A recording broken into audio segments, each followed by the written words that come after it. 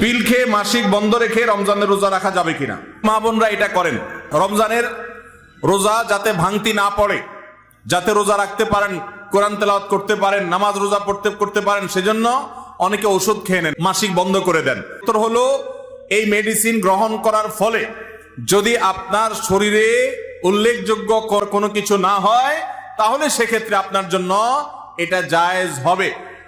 কিন্তু যদি আপনার শরীরে কোনো ক্ষতি হবে এরকম মনে হয় ওষুধটা সেবন করার মাধ্যমে, তাহলে নিজের ক্ষতি নিজে করবেন, এরকম কাজ করা জায়েজ নেই। আল্লাহ বলেছেন, ওয়ালা তুলকু বিআইদিকুম ইলা তাহলুকা, তোমরা নিজেদেরকে ধ্বংসের দিকে ঠেলে দিও না। এই জন্য আপনার জন্য এরকম মেডিসিন গ্রহণ করা জায়েজ হবে না। আর সাধারণ অবস্থার উপরে ছেড়ে দিতে পারলে সবচেয়ে ভালো, কারণ আল্লাহর ফয়সালা। আপনি ইবাদত করে যে সওয়াব পাচ্ছেন, আপনার ইবাদতের নিয়ত ছিল, কিন্তু আল্লাহর ফয়সালা অসুস্থ হয়েছেন, করতে পারেন নাই, আল্লাহ আপনাকে সমান সওয়াব দিবেন ইনশাআল্লাহ।